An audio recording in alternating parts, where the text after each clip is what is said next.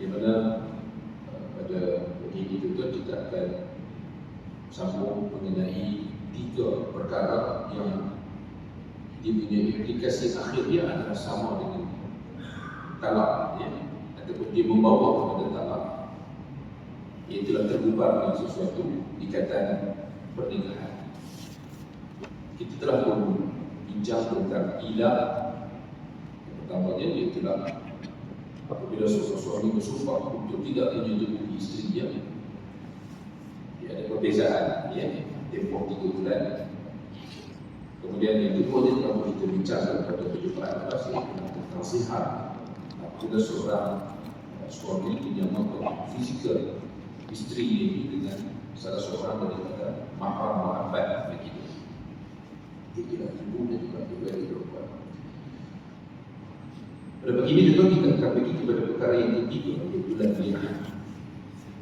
Perkataan li'an itu kalau kita nak lihat kepada word dia berasal daripada perkataan la'an, iaitu la'an, ya, tidak main nun. Jadi li'an ini berkaitan dengan perbuatan melaknat, yang mana akhirnya dia membawa juga kepada tergubar sesuatu ikatan perkawinan. Jadi sebelum kita pergi detail, kita lihat apa takrif kepada li'an ini, yang mana qala al-mu'allifun rahimahullah, para pengarang berkata apa? Al-li'an itu adalah, kalau lihat dari segi bahasa, bermaksud menghalau dan juga menjauhkan.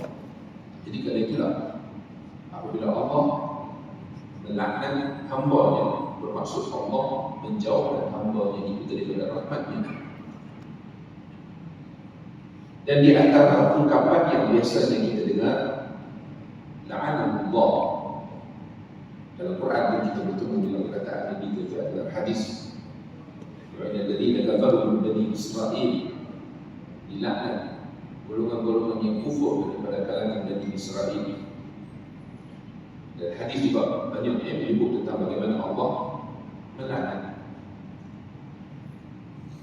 Jadi bila kita sebut la'anahullah, maka dia bermaksud bahawa Allah menghalau ataupun menjauhkan hamba itu daripada rahmat.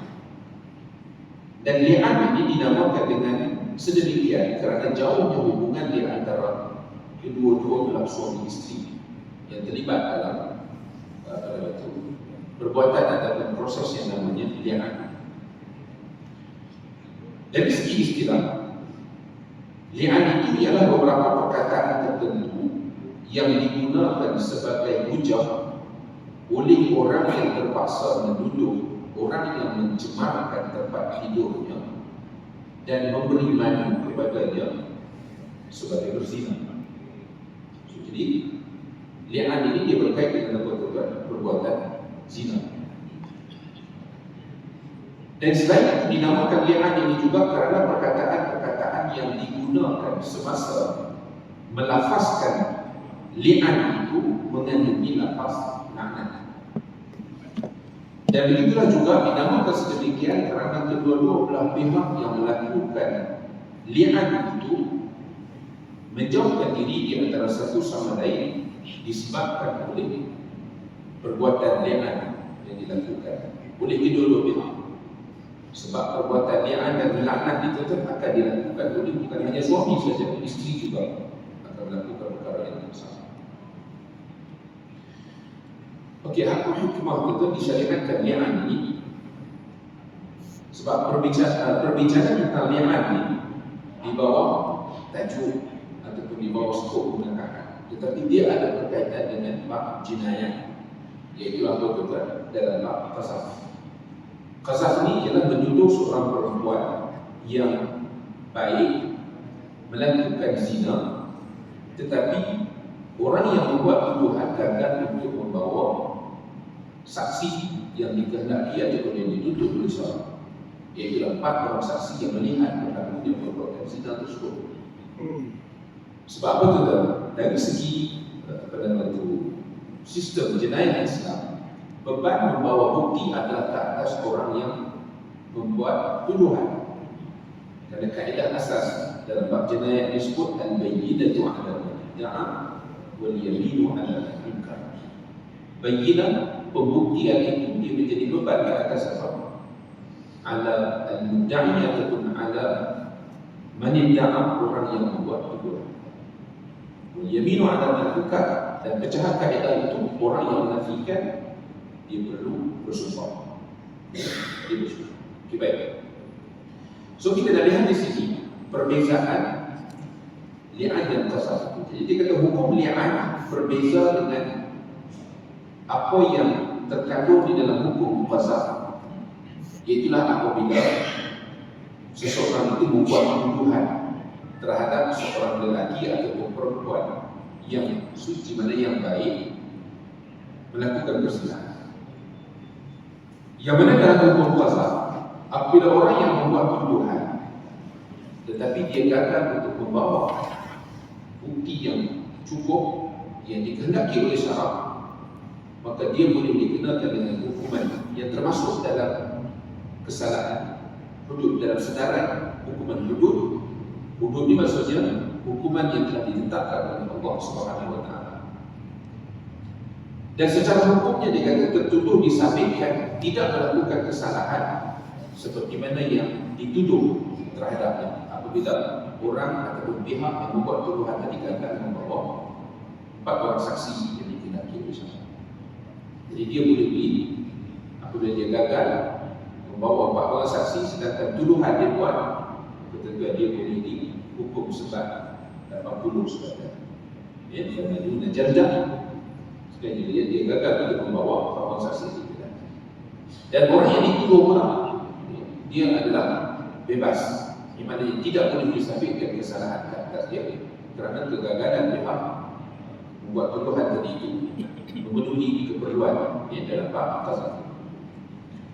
Jadi sekarang persoalannya yang dibangkitkan oleh para pengarang di sini ialah, ataupun biasanya dibincangkan oleh para fuqaha dalam bab li'an ini, so apa hikmah di sebalik perbezaan. Kalau orang biasa dia buat tuduhan kepada satu orang individu lain melakukan perzinahan, gagal bawa 4 orang saksi, maka dia disebat dalam tuduhan.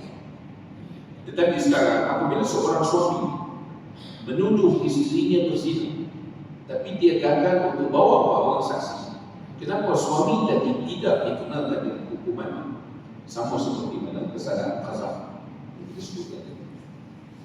Jadi itu satu persoalan, dan di situlah ulama bincang apa hikmah di sebalik li'an ini. Jadi maksudnya li'an ini adalah satu hukuman ke atas suami, tidak dihukum sebenarnya, tetapi maknanya kenapa beza dari segi hukuman tadi di antara seorang lelaki yang buat tuduhan kepada, atau seorang individu yang membuat tuduhan kepada orang lain dengan suami yang buat tuduhan kepada isteri. Maka dari segi perbahasan fuqaha, para pengarang menyebut di sini, dia kata penjelasan kepada isu ini, dia kata seorang lelaki yang tidak bergelar suami tidak akan berada dalam keadaan terpaksa untuk menuduh orang lain berzina, sama ada dia berada di pihak yang benar ataupun tidak. Jadi maksudnya juga dari segi tanggungjawab untuk membuat tuduhan bahawa seseorang individu lain itu melakukan kesalahan zina, itu bukan tanggungjawab individu, itu tanggungjawab pihak ahlul halli wal aqdi ataupun pemerintah, penguasa. Maknanya apabila dilihat sebab mereka bertanggungjawab untuk apa? Mencegah maksiat itu daripada berlaku secara berleluasa di dalam masyarakat. Karena maksiat itu jika berlaku, dia akan mendatangkan implikasi yang buruk dalam masyarakat.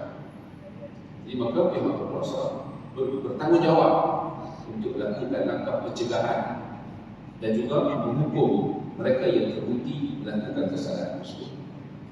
Jadi sebagai individu tuan, tidak bertanggungjawab dan tidak berkewajipan.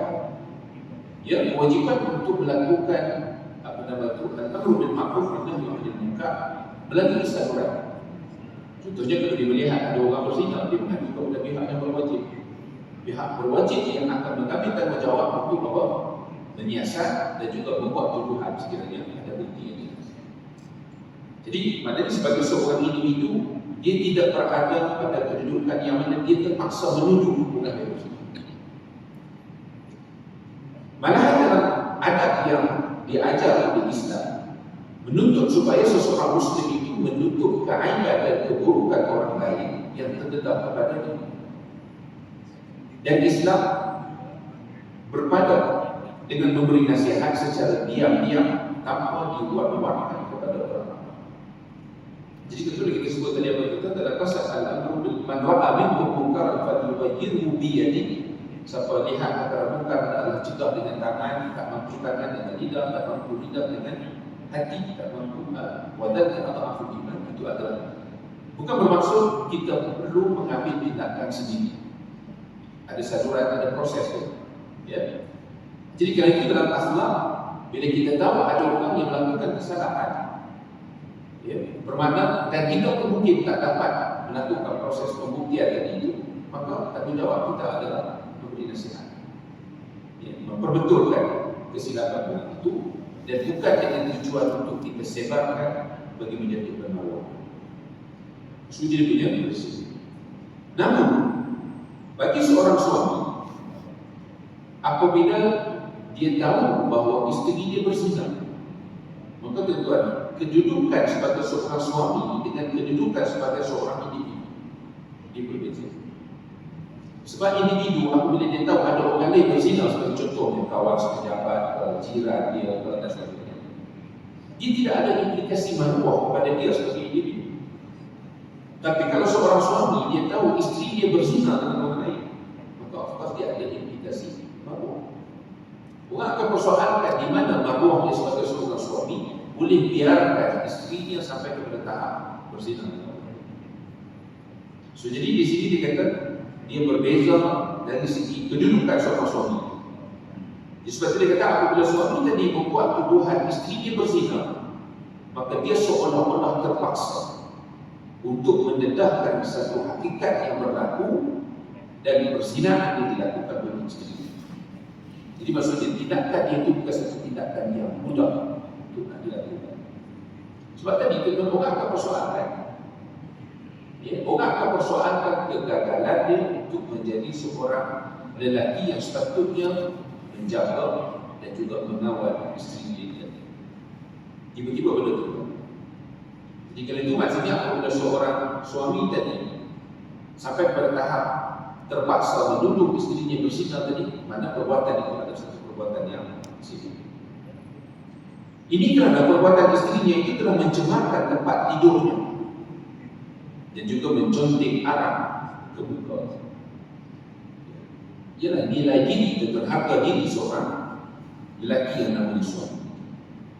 Maka ia menjadi alasan kenapa syarak membenarkan kepada suami itu tadi untuk berpisah dengan isteri. Ya, tuan-tuan, maknanya kalau sampai tahap isteri bukan saja sekadar yang kita bincangkan sebelum ini ya, tentang nusyuz seorang isteri, ya, yang kita dah bincang proses macam mana nak selesaikan masalah itu. Tapi sekarang ini nusyuz itu bukan nusyuz dalam perbuatan yang biasa.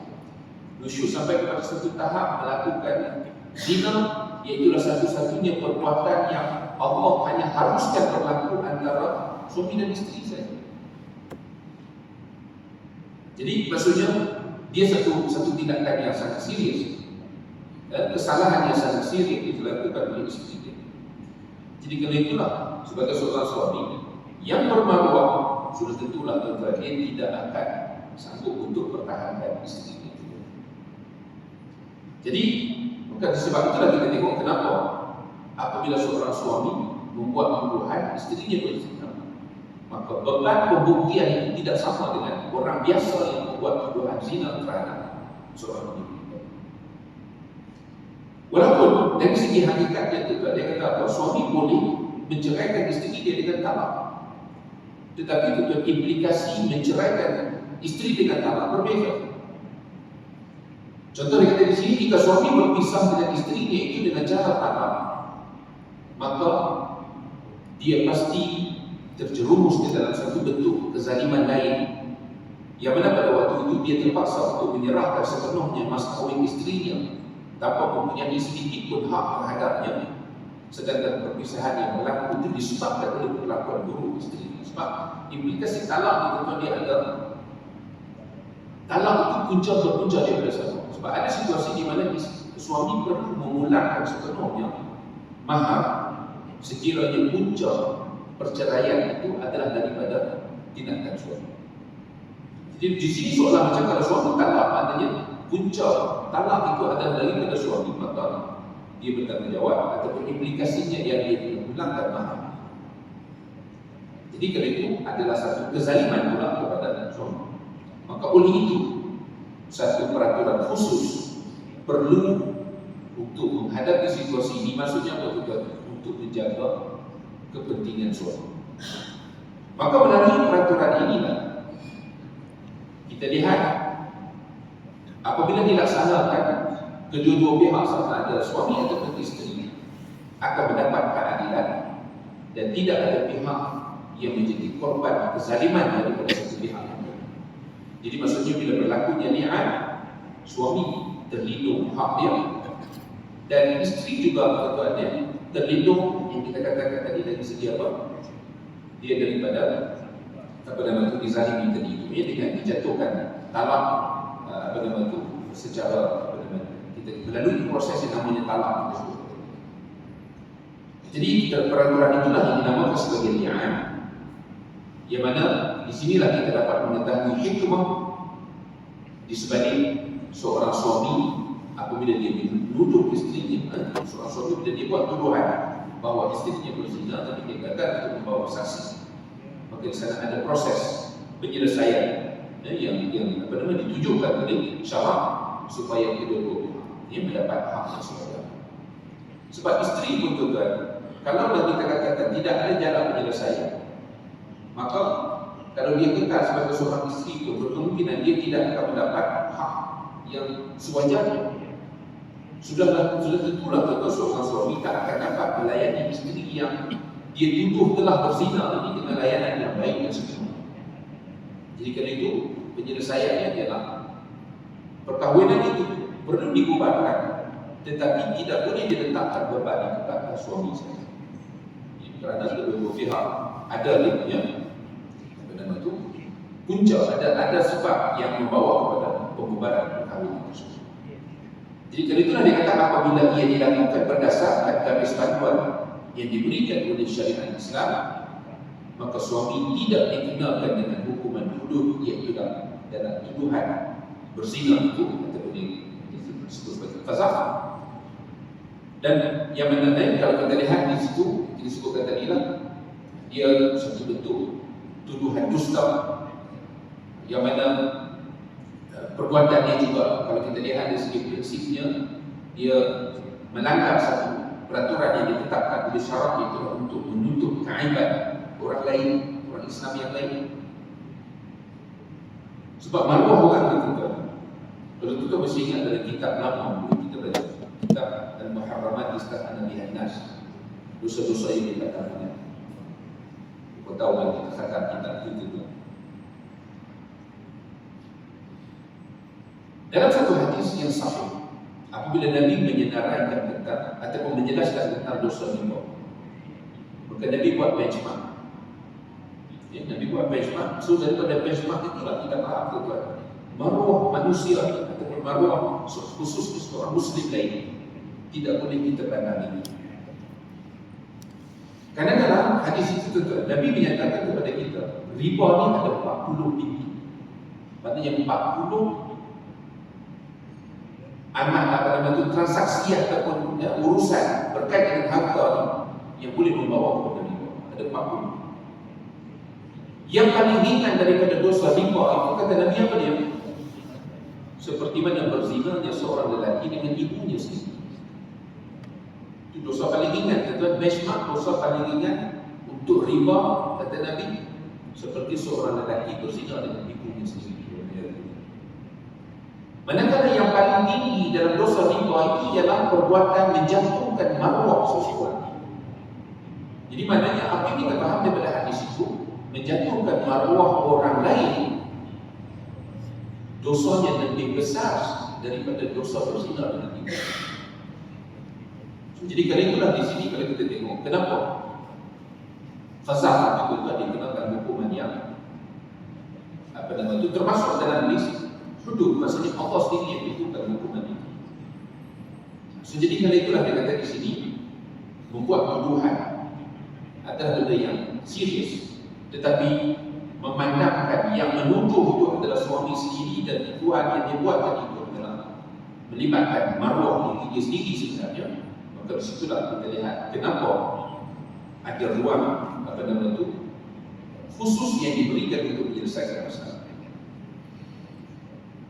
Dan disebut sini kata suami pula seboleh-bolehnya dia tidak mahu untuk menuduh isterinya berzina secara berdusta, disebabkan kalaulah dia memang menipu dalam tuduhan itu, maka perbuatan itu sebenarnya adalah seperti mencontek arang ke muka sendiri dan menjatuhkan maruah dirinya sendiri. Dan suami dalam situasi ini yang dikatakan dibenarkan li'an ini, dia kata dibenarkan untuk membuka, mendendamkan maruah isterinya itu kerana jika dia tidak berbuat demikian, ia bagaikan membiarkan dirinya dipandang hina oleh masyarakat kerana biarkan isteri dia berzina dengan keluarga. Maka tindakannya itu boleh menjatuhkan maruah dan juga kredibilitinya pada pandangan masyarakat terhadap diri dia sendiri. Jadi maksudnya itu dia punya hikmah di sebalik kenapa dikecualikan hukuman 80 sebatan bagi suami yang menuduh isteri yang berzina, walaupun dia gagal untuk membawa 4 orang saksi seperti ini. Okay, kemudian tuan-tuan seterusnya kita pergi kepada hukum menuduh isteri berzina. Suami berhak untuk menuduh isterinya berzina jika dia mengetahui isterinya itu telah berzina ataupun mempunyai sangkaan. Dalam istilah bahasa Arab atau dalam fiqh itu disebut sebagai zan. Pada dia mempunyai satu sangkaan yang kuat bahawa isterinya berzina. Contohnya tuan, dia ada bukti, contohnya macam apa? Dari segi syarat, pembuktian berzina dia mesti dengan 4 orang saksi. Dia tak boleh diganti dengan ada video, ada apa, itu hanyalah qarinah saja. Ya. Tapi dari segi pembuktian dalam bab zina dia mesti dilihat oleh 4 orang saksi. Jadi contohnya dia ada gambar ataupun dia ada, jika kita tengok kemudian itu ada tersebar, ada video dan sebagainya.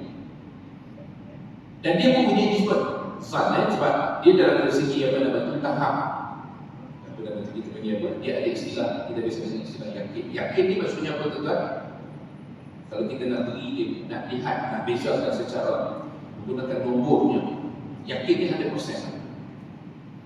Contoh macam ada 4 orang saksi tengok benda tu lah, nampak dengan mata sendiri, ya, 4 orang saksi, maka itu yakin. Bawah daripada yakin ini diberi kepada zan. Okay. Zan maksudnya mungkinlah kalau kita nak gunakan nombor 75%. Kalau syak 50%. Lepas tu dia ada waham. Waham ni mungkin kita boleh gunakan nombornya 25%. So dia punya apa nama tu, kita kata tahap. Yakin tadi sebab yakin 12%. So itu dia punya apa nama tu, ranking dia tu. Dari segi jadi apabila suami ini berada pada tahap ghalabatul zan, dia ada satu sangkaan yang kuat bahawa isteri dia berzina. Ada bukti keluar pergi apa nama tu, bercuti dengan lelaki lain ke apa dan sebagainya. Ya, ada satu tahap apa nama tu sangkaan yang kuat. Dan dia mungkin juga melihat isterinya itu berada berdua-duaan bersama dengan lelaki lain di tempat yang ditutup. Contohnya dia tengok dia seorang, dia syak pada isteri dia ni, dia follow contohnya, ikut tengok memang isteri dia tadi pergi check in di hotel dan sebagainya dengan lelaki lain. Maka dalam situasi berkenaan, suami diharuskan untuk menuduh isterinya berzina, walaupun jika isterinya itu tidak mengandung akibat perzinahan berkenaan. Maksudnya walaupun isteri itu tidak mengandung Tapi dia pada waktu dia tengok tadilah berlakunya yang sampai kepada tahap zat tadi itu sangkaan yang kuat isteri dia bersuami. Tetapi jika isteri mengandung dan suami mengetahui bahawa anak tersebut bukan anaknya, maka dia wajib untuk menuduh isteri yang berzina dan menafikan kandungan tersebut adalah anaknya. Contohnya apa tuan? Kita katakan mungkin kita tidak pernah berlaku persetubuhan untuk satu jangka masa yang panjang, dan dia tahu isteri dia telah keluar dengan lelaki lain dan sebagainya, dan dia tengok tiba-tiba isteri dia mengandung. So pada waktu itu dia rasakan, dia yakin bahawa isteri dia mengandung bukan melalui persetubuhan dengan dia, maka tuan, dia pada waktu itu dia wajib. Tadi dia berhak untuk membuat tuduhan. Situasi yang mana tidak ada bukti dan dia apa nama itu, tapi kalau ada bukti tuan, maka dia boleh buat tuduhan jenayah terhadap isteri dia tadi lah. Maksudnya tuduhan berzina, jadi boleh bawa saksi. Sekarang ini maknanya dia tidak dapat membawa, tidak dapat memenuhi tuntutan pembuktian ini. Tapi kalau dia tahu tadi isteri dia dah mengandung dan dia yakin anak itu bukan daripada dia, maka dia perlu tuduh, dia wajib untuk tuduh dan menafikan. Ini kerana tidak menafikan kandungan tersebut sebagai anaknya, memberi makna bahawa dia memperakui anak tersebut adalah anaknya, dan memperakui kandungan sebagai anaknya sendiri, sedangkan sebenarnya tidak adalah perbuatan yang haram pada sisi syarak, sebagaimana haramnya menafikan hubungan keturunan atau nasab dengan anak sendiri. Jadi kita pernah bicara yang apa nama itu disebut dalam hadis, Nabi katanya tidak akan menghidup ataupun mencium bau syurga orang yang menafikan hubungan nasab, sama ada bapa menafikan anak kandung dia sebagai anak dia, ataupun anak yang menafikan bapa dia sebagai bapa dia. Walaupun dari segi ini jelas, ya dari segi nasabnya jelas, tapi apabila menafikan, itu kita sebutkan dulu bahawa apa? Tidak boleh membentikan anak angkat dengan apa nama itu, dengan bapa angkat tadi, isu menafikan dari segi nasab keturunan tadi. Perbuatan itu termasuk dalam apa? Kabir yang dibicarakan dalam kitab Al-Kabar yang dibilang tentang dosa-dosa besar. Jadi maksudnya apa tuan? Kalau suami ini tadi tahu isteri dia sedang mengandung tadi itu bukan melalui persetubuhan dengan dia, mana yang sah, yang halal, mana berlaku perzinaan yang menyebabkan si mengandung, maka anak yang dikandung itu bukan anak dia. Jadi dia wajib untuk menafikan. Kalau dia tak nafikan, seolah-olah apa? Dia mengiktiraf anak yang dikandung itu sebagai zuriat keturunan daripada dia. Itu adalah dosa besar. Jadi perbuatan tidak membuat tuduhan, tidak menafikan anak itu adalah haram. Maka persoalannya, bagaimana cara untuk mengetahui kandungan tersebut bukan anaknya?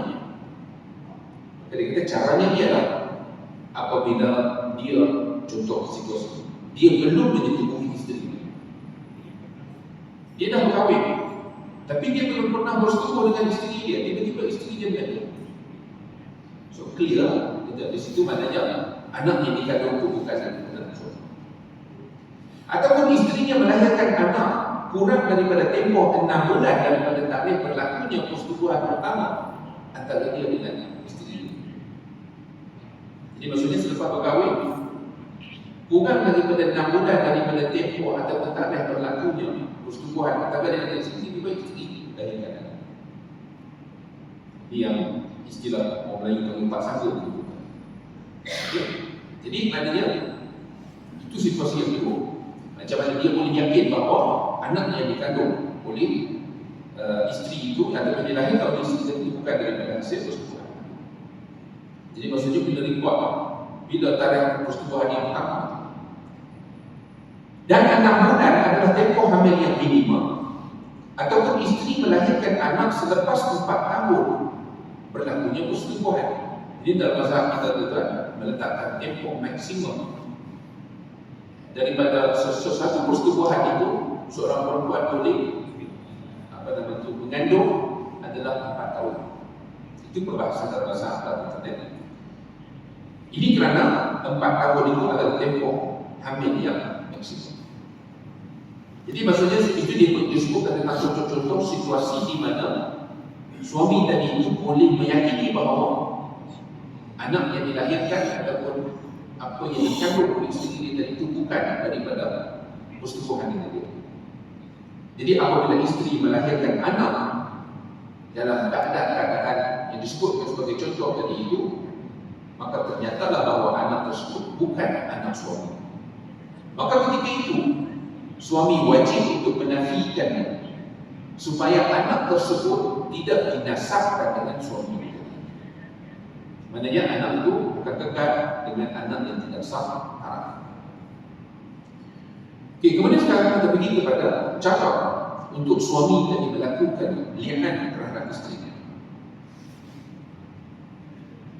Seorang suami boleh dikenakan hukuman qazaf jika dia menuduh isterinya berzina, melainkan dia membawa bukti. Jadi maknanya proses li'an ni adalah lanjutan daripada tuduhan zina oleh seorang suami kepada isterinya. Kalau dia tak lakukan li'an, maka dia kena deal dengan kesalahan qazaf. Dia tuduh isteri berzina, tapi dia tak lakukan li'an, maka dia boleh digunakan hukuman qazaf. Jadi sebab itu kalau dia tuduh, dia mesti bawa bukti. Ya. Kalau sekiranya dia tak nak pergi kepada next step tu, dia lakukan. Dan sudah tentulah tuan, bukti di sini adalah 4 orang saksi dan termasuk diri dia sendiri. Boleh. Dia sebagai suami yang menuduh, dia boleh menjadi salah seorang daripada 4 saksi.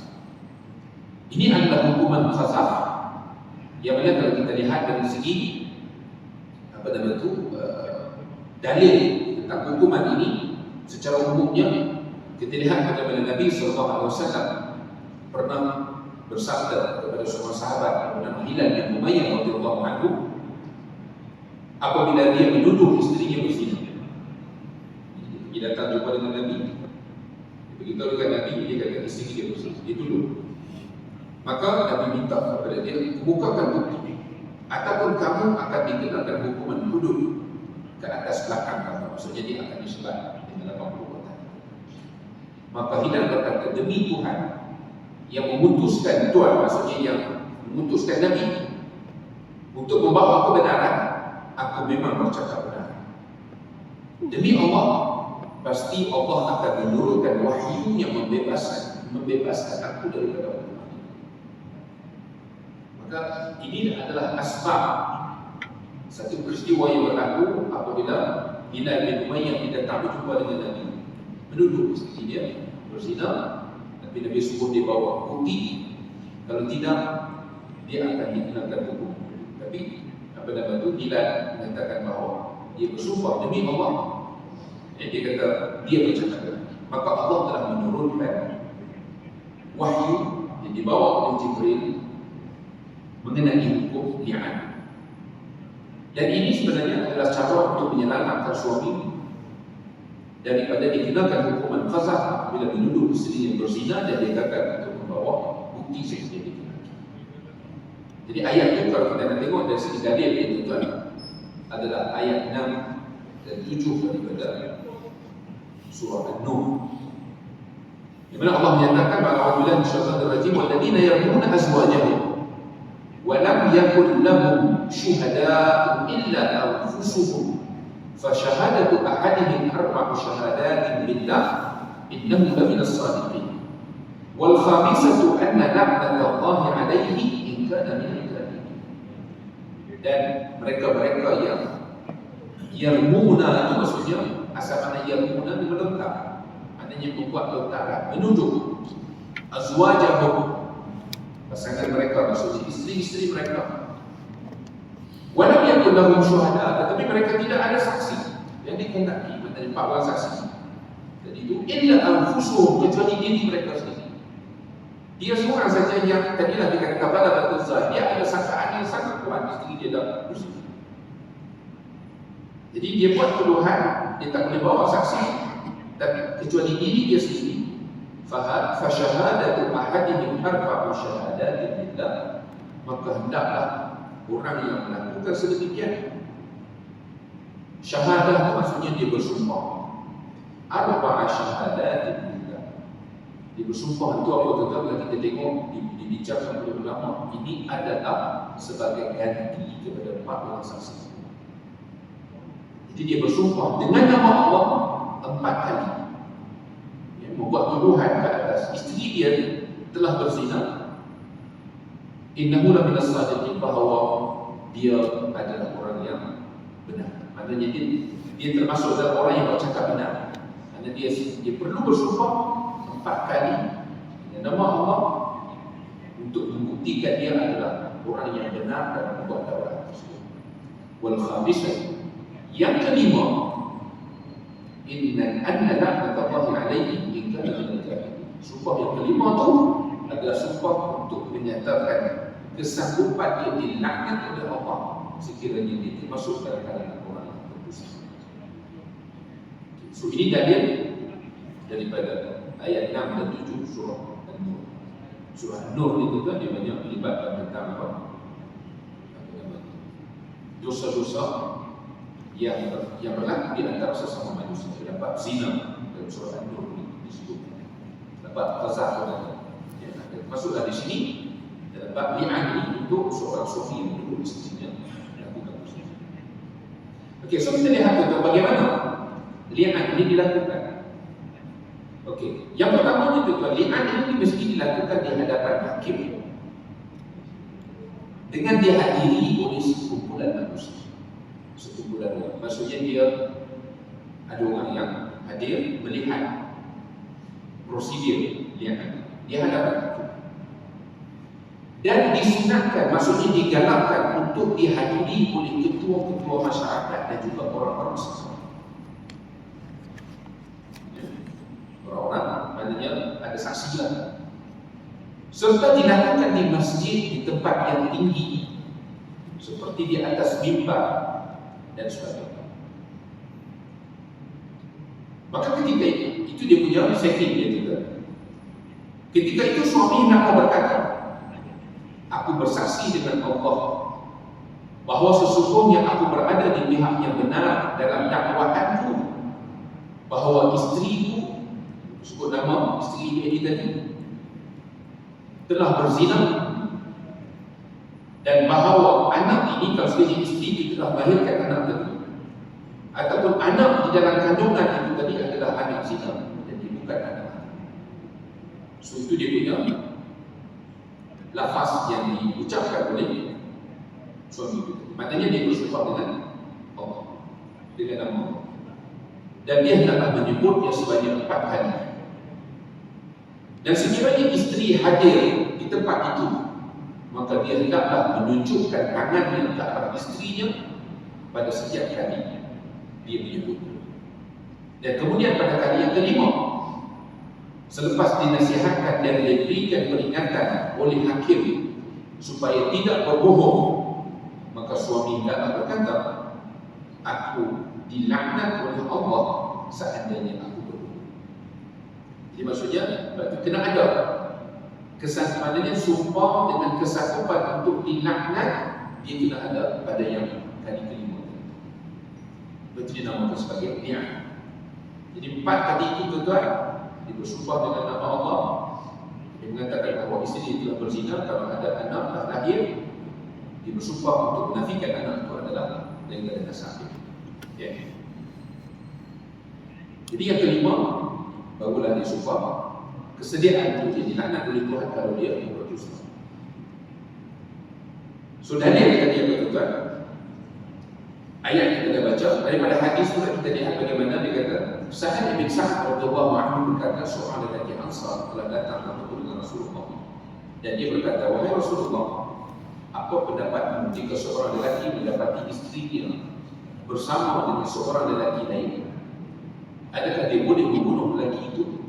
Ataupun apakah yang perlu dilakukan? Lalu Allah menurunkan dalam Al-Quran ayat yang menceritakan tentang hukum 2 orang yang berlian itu, dan kemudian Nabi bersabda, Allah telah menjelaskan hukumnya terhadap masalah kamu dengan isterimu. Maka Sahal bin Sa'ad radhiyallahu anhu berkata, mereka berdua pun melakukan li'an di masjid dan aku menyaksikannya. Dan dalam satu riwayat yang lain disebut kedua-duanya telah melakukan li'an dan aku bersama orang ramai berada di samping Rasulullah SAW. Okey, jadi dia kata, apa implikasi daripada tindakan suami yang telah melakukan li'an terhadap isterinya? Maka dia kata ada 5 implikasi hukum. Yang pertama, suami tidak dikenakan hukuman hudud atas kesalahan. Kenapa? Dia dah tuduh isteri dia, tapi dia gagal bawa 4 orang saksi, tapi dia telah bersumpah. Tadi itu membuat 4 kali sumpah, dan yang kelimanya sumpah anak, maka dia bebas dan dikenakan hukuman qazaf. Ini kesalahan qazaf. Yang kedua pula, implikasi hukum dia apa tuan? Isteri wajib dikenakan hukuman hudud kesalahan zina, kecuali kalau dia isteri pula dia kata sanggup, dia pun sanggup untuk melakukan sumpah laknat untuk menafikan. Tapi kalau isteri kata dia tak nak, maknanya hanya suami sahaja yang telah melakukan tuduhan tadi, dan suami telah melakukan sumpah laknat, tapi isteri menolak juga, maka isteri boleh dikenakan hukuman zina. Dia boleh dibicarakan atas kesalahan zina. Yang ketiganya, hubungan perkahwinan di antara mereka berdua, antara suami dan isteri ini tadi terbatal automatically. Apabila suami telah pun melakukan sumpah anak. Dan yang keempatnya, menafikan kandungan ataupun anak yang dilahirkan itu adalah anaknya. Maka dengan itu, anak tersebut tidak boleh diberikan, maksudnya dinasabkan kepada suami dan tidaklah diserahkan kepada isteri. Maka dikekal sebagai anak yang tidak sah darah ataupun tidak boleh dinasabkan kepada suami. Dan yang kelima, implikasi hukumnya tentang mereka tidak boleh berkahwin semula selama-lamanya. Tidak boleh berkahwin semula selama-lamanya. Apa dalilnya? Ibnu Umar radhiyallahu anhu meriwayatkan bahawa Nabi SAW telah melakukan li'an di antara seorang lelaki dan isterinya. Maka dengan ini ternafilah anak si isteri yang tadilah kita kata tidak boleh dinasabkan kepada suami dia. Dan baginda memisahkan di antara mereka berdua dan menasabkan anak itu kepada si isteri. Dan Sahal bin Sa'ad berkata, selepas peristiwa itu telah menjadi sunnah bahawa pasangan suami isteri yang melakukan li'an mesti dipisahkan dan kemudian mereka tidak boleh berkahwin semula. Hadis ini adalah hadis pertama tadi itu adalah hadis riwayat Bukhari dan Muslim. Hadis yang kedua ini adalah hadis riwayat Abu Dawud. Sekali itu dia punya 5 implikasi. Sekarang kita tadi implikasi yang kedua. Kalau isteri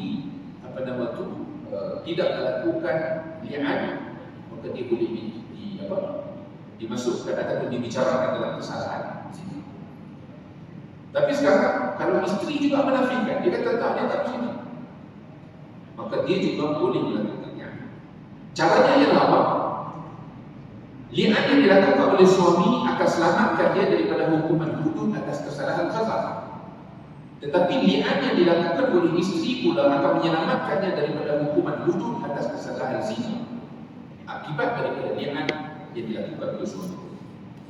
Maka cara li'an isteri pula ialah dia berkata, aku bersaksi dengan Allah bahawa sesungguhnya si fulan, maksudnya suami dia tadi itu, berbohong dalam tuduhannya yang mengatakan aku berzina. Kata-kata ni hendaklah diulang sebanyak 4 kali, sama macam suami dia. Dan seterusnya pada kali yang kelima, dia hendaklah berkata, keburukan Allah, maksudnya laknat Allah akan menimpa sekiranya dia memang bercakap benar. Maksudnya dia kata, dia sanggup dilaknat kalau tuduhan yang dibuat oleh suami dia tadi adalah benar. Tapi dia pula counter balik tuduhan itu dengan dia pula mengatakan dia sanggup untuk nak bersumpah bagi menafikan. Tapi 4 kali sama macam suami dia buat. Yang kelima dia kata dia sanggup untuk dilaknat Tuhan kalau sekiranya apa yang disebutkan oleh suami dia. Jadi dari segi dalil li'an isteri ini pula adalah ayat yang ke-8 dan 9 daripada surah An-Nur. Sambungan kepada ayat tadi 6, 7, 8, 9 ini Allah explain tentang apa tindakan isteri. ويدرأ عنها العذاب أن تشهد 4 شهادات بالله إنه لمن الكاذبين والخامسة أن غضب الله عليها إن كان من الصادقين. Dan bagi menghindarkan, yadra'u itu maksudnya mengelakkan, menghindarkan anhal azab, siksaan terhadap dia maksudnya. Sebab apa tu? Sebab dia telah, kalau benar tuduhan zina itu, tentu dia boleh dikenakan hukuman apa? Rejam. Farjuhu al-batta, dari segi dalil juga tentang hukum. Dia boleh direjam kerana dia berzina dalam keadaan dia memang seorang yang telah berkahwin. Sebab hukuman keadaan zina, kalau belum berkahwin, ghair muhsan, maka dia disebabkan 100 kali. Tapi kalau dah berkahwin, hukumannya adalah rejam. Jadi Allah kata untuk menghindarkan hukuman rejam itu tadi, an tashhada 4 syahadatin billah, hendaklah dia bersumpah dengan 4 sumpah itu, tentunya itu dia menafikan itu dengan nama Allah sebanyak 4 kali. Innahu laminal kadhibin, bahawa suami dia tadi itu berdusta. Itu masuk dalam kalangan orang yang berdusta. Wal khabisah, sumpah yang kelima pula, anna ghadab Allah 'alaiha, bahawa kemurkaan Allah ke atasnya, in kana min as-sadiqin, seandainya suami itu tadi termasuk dalam kalangan orang yang bercakap. Jadi maknanya apa juga? Isteri boleh counter sumpah untuk menafikan, maka dia terselamat daripada dihukum secara hudud atas kesalahan zina. Kemudian seterusnya juga tentang syarat-syarat yang saya nak habiskan sikit sebab apa nama tu supaya next pergi pada tadi. Syarat li'an yang paling penting dia kata untuk menjadikan li'an itu sah, maka mesti mengambil kira syarat-syarat. Yang pertamanya qazaf, iaitu apa? Suami yang menuduh isteri yang berzina tadi itu berlaku terlebih dahulu daripada li'an. Jangan tak tahu pergi sumpah terus saja. Tak boleh. Suami tadi kena ada, perlu dia buat tuduhan itu. Dia kena ikut dia punya flow, prosedur dia. Tuduhan qazaf itu berlaku terlebih dahulu daripada li'an. Kemudian yang keduanya, li'an suami hendaklah mendahului li'an isteri. Jadi maksudnya, katakanlah suami bercakap pasal itu, isteri tiba-tiba terus pergi sumpah 4 kali. Demi Allah dia tak buat, maknanya demi Allah dia tak apa nama tu, dia menafikan juga. Padahal suami belum lagi melakukan sumpahan. Tak boleh. Dia kena suami dulu melakukan li'an. Kemudian yang ketiga, kedua-dua suami isteri mesti menyebut perkataan yang dinyatakan tadi itu, sumpah atas nama Allah, bahawa kalau suami tadi dia berzina dan dia mengatakan isteri dia telah berzina. Jika salah seorang menukarkan lafaz penyaksian tadi dengan lafaz lain, seperti aku bersumpah, ataupun dia menukarkan perkataan laknat itu dengan perkataan murka, ataupun sebaliknya, maka li'an tersebut tidak sah. Ini kerana lafaz li'an telah pun diterangkan dengan jelas di dalam Quran dan mesti digunakan semasa melakukan li'an tersebut. Dan kemudian yang keempat, kelima-lima penyaksian, iaitu lafaz li'an yang disebut sebanyak 5 kali itu hendaklah dilakukan secara mualat ataupun berturut-turut. Ya, dalam satu majlis dilakukan secara berturut-turut. Maka oleh ini tidak boleh dipisahkan oleh sebarang perkara yang dianggap boleh turut sebagai pemisah. Maksudnya tak boleh hari ini sekali, esok sekali, ataupun pagi sekali, petang sekali. Itu dianggap sebagai pemisah. Dia mesti buat berturut-turut. Yang kelima, hakim wajib untuk memberi nasihat dan mengingatkan kedua-dua pasangan supaya tidak berbohong. Ini disebut tadi, selepas daripada sumpah yang keempat, hakim perlu ingatkan apa implikasinya bila berbohong. Jadi maksudnya, hakim perlu ingatkan kepada kedua-dua pasangan tadi supaya tidak berbohong, seperti dia berkata, perhitungan sebenar di antara kamu terserah kepada Allah. Sebab apa tuan? Sebab bila suami bersumpah laknat, isteri juga counter dengan sumpah laknat, maka of course salah seorang daripada mereka adalah pendusta. Ya, adalah pendusta. Sama ada kalau tuduhan suami tadi itu memang betul tak, jadi of course dia adalah pendusta. Dan begitu juga kalau isteri semata-mata nak selamatkan dia daripada hukuman zina tadi, maka dia counter sumpah. Maka kalau benar suami, maka isteri berdusta. Maka salah seorang daripada dua-dua pihak yang terlibat memang confirm berdusta. Maka salah satu dia kata apa? Hakim perlu mengingatkan, dan hakim boleh tanya, adakah sesiapa yang ingin bertaubat? Maksudnya untuk, ya kalau betul, kalau suami yang berdusta, bermaksud dia masih ada peluang untuk daripada sebelum daripada dia melafazkan sumpah yang kelima tadi, dia bilang melaknat. Sanggup dilaknat boleh. Dan begitu juga isteri. Ibnu Umar radhiyallahu anhu menceritakan bahawa Nabi SAW memanggil lelaki yang telah menuduh isteri dia berzina, dan baginda membaca beberapa potongan ayat Quran menasihati, mengingatkan dan memberitahu kepadanya bahawa hukuman di dunia itu adalah jauh lebih ringan jika dibandingkan dengan azab di akhirat. Dan lelaki itu berkata, demi Tuhan yang memutuskan Tuhan membawa kebenaran, aku tidak berhubung dengan tuduhan aku.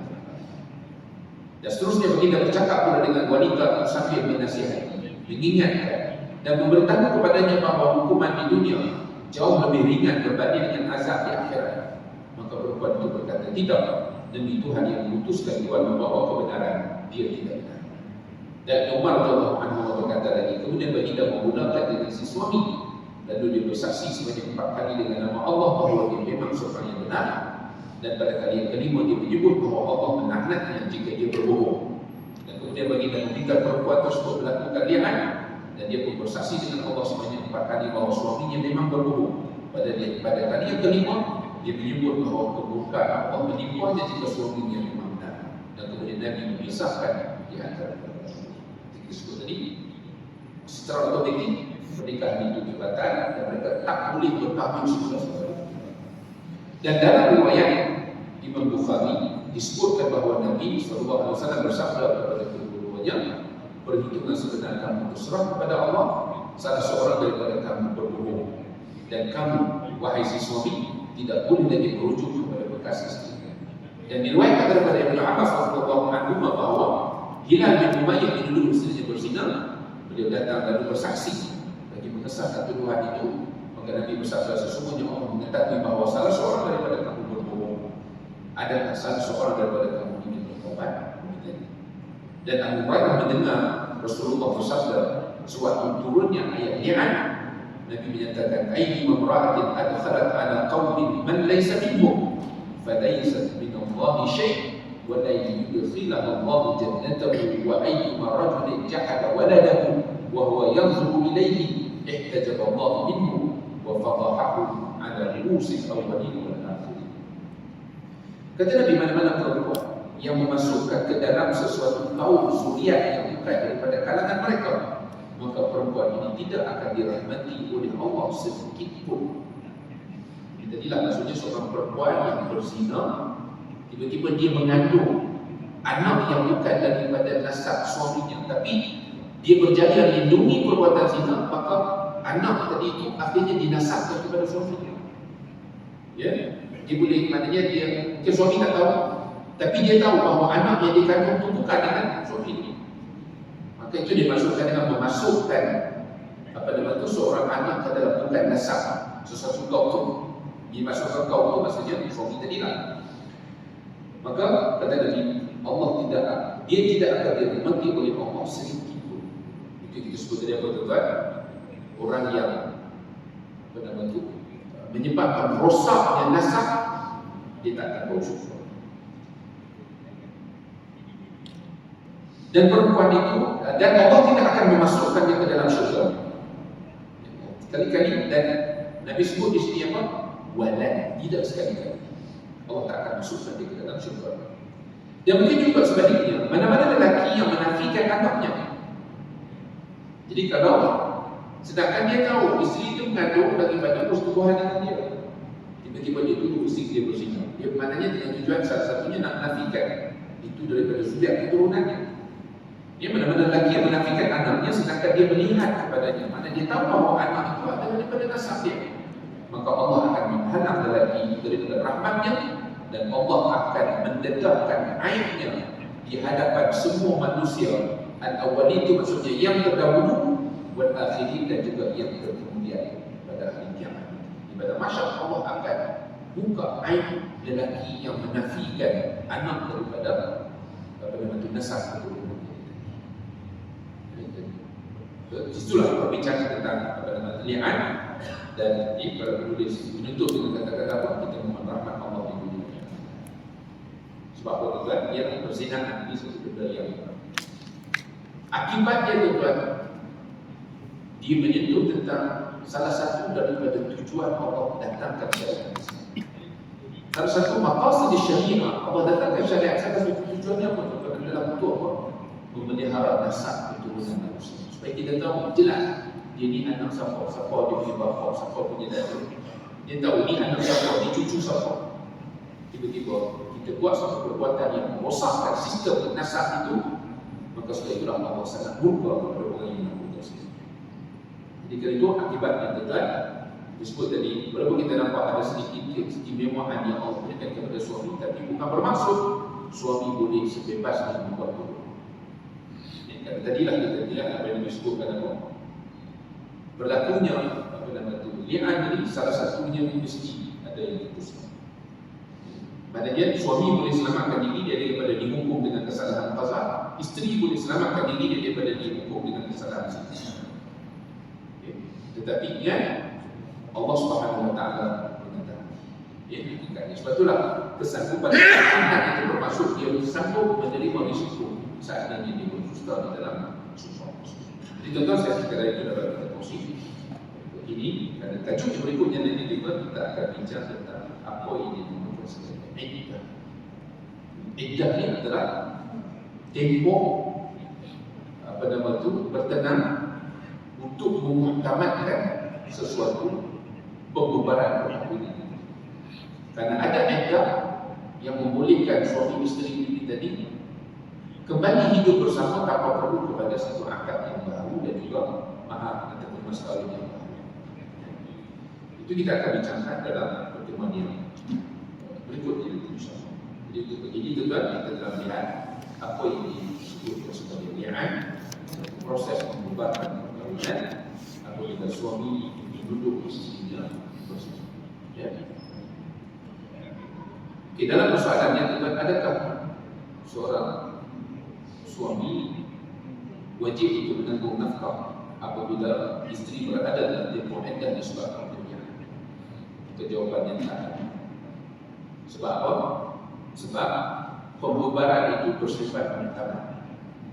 Dia tidak lagi boleh rujuk juga dia. Bukan kata rujuk, akad nikah yang baru pun tak boleh. Ya, katakanlah selepas 10 tahun Nisa balik semua sekali, ya, nak kembali hidup bersama, nak buat akad nikah baru, nak bayar mas kahwin baru, tak boleh. Jadi dia bersifat pemisahan itu bersifat apa saja. Allah mana kalau kita ada soalan dan silakan.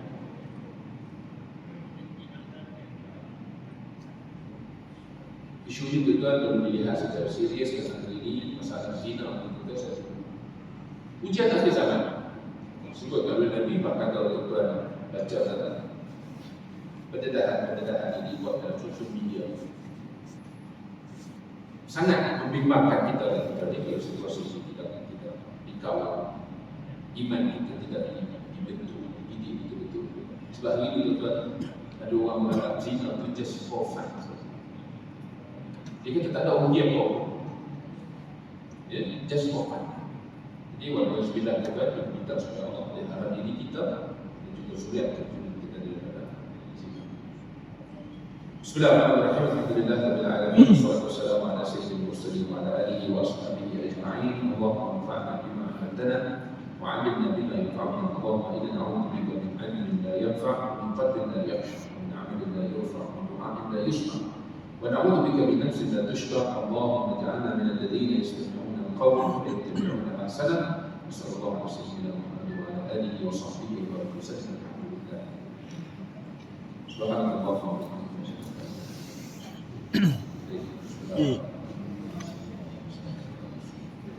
الذين امنوا وعملوا الصالحات وصدقوا وصدقوا